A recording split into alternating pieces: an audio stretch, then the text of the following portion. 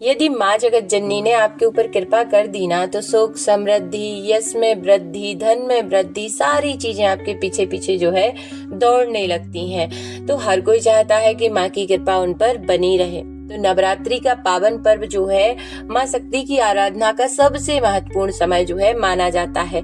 इन 9 दिनों में भक्त पूरी श्रद्धा और भक्ति के साथ माँ दुर्गा की पूजा करते हैं। इस दौरान 2 विशेष परंपराएं बहुत महत्वपूर्ण जो है मानी जाती है। एक है कन्या पूजन और दूसरा है माँ को चुनरी अर्पित करना। तो सबसे पहले बात करते हैं कि कन्या पूजन की।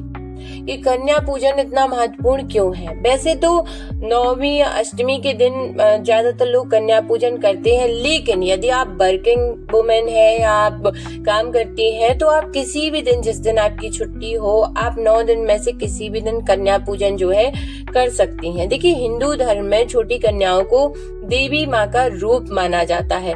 माना जाता है कि नवरात्रि में 2 से 10 वर्ष तक की कन्याओं में देवी शक्ति का वास होता है। इसलिए अष्टमी या नवमी के दिन कन्याओं को घर बुलाकर उनका सम्मान किया जाता है, जैसे कि लोग करते हैं उनकी पूजा। अब आप जो है जिस दिन आप को लगे कि आप कन्या पूजन कर सकते हैं, 9 दिन में से किसी भी दिन आप जो है कन्या पूजन कर सकते हैं। कन्या पूजन के समय उनके चरण धोएं, उन्हें प्रेम से भोजन कराएं और जो आपके पास हो वो उपहार उन्हें दें। यह केवल एक परंपरा नहीं है, बल्कि देवी शक्ति के प्रति श्रद्धा और सम्मान व्यक्त करने का एक पवित्र तरीका है। मान्यता है कि जो भक्त सच्चे मन से कन्या पूजन करता है उसके घर में सुख, शांति और समृद्धि जो है आती है।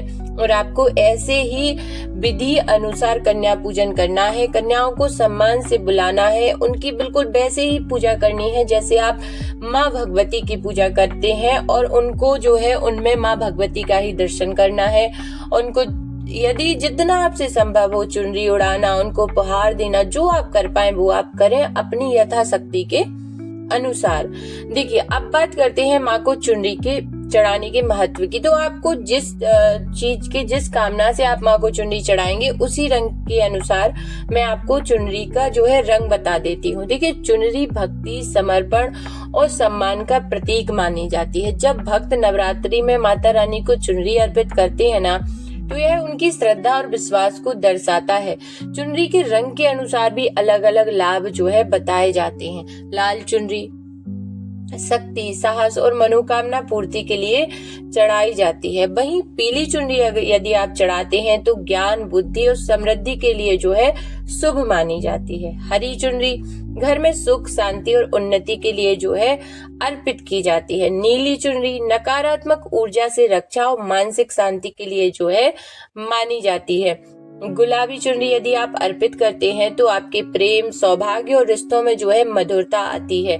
ऐसा माना जाता है कि जो भक्त सच्चे मन से माँ दुर्गा की पूजा करता है, कन्या पूजन करता है और श्रद्धा से माँ को चुनरी अर्पित करता है, उस पर माँ जगत जननी की विशेष कृपा जो है बनी रहती है और जीवन में सुख, शांति और समृद्धि आती है। तो देखिए, अंत में मेरी सभी भक्तों से यही प्रार्थना है कि माँ दुर्गा आप सभी की जो है मनोकामनाएं पूर्ण करे और अपने आशीर्वाद से आपके जीवन को जो है खुशियों से भर दे।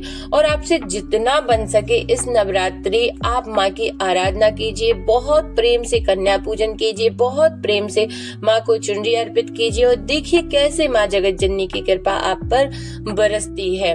तो माँ की आराधना कीजिए, आपका समय जरूर परिवर्तित होगा। जितना संभव हो, जैसे संभव हो, आप कन्याओं का सम्मान कीजिए। आपके घर में जो जितनी भी महिलाएं हैं सबकी रिस्पेक्ट कीजिए और महिलाओं की रिस्पेक्ट करें। मैं अपनी हर वीडियो में यही बोलती हूँ। किसी से लड़ाई झगड़ा, बुराई, ये सारी चीजें व्रत रखे ना रखे, लेकिन 9 दिन आप ये संकल्प ले लें कि आप किसी भी महिला की बुराई, चुगली, निंदा, किसी को नीचा दिखाना, अपमानित करना, किसी पे हंसना, ये सारी चीजें आप बिल्कुल भी नहीं करेंगे। और यदि आपने इतना ही कर लिया तो माँ जगत जननी तो आपसे वैसे ही प्रसन्न हो जाएंगी।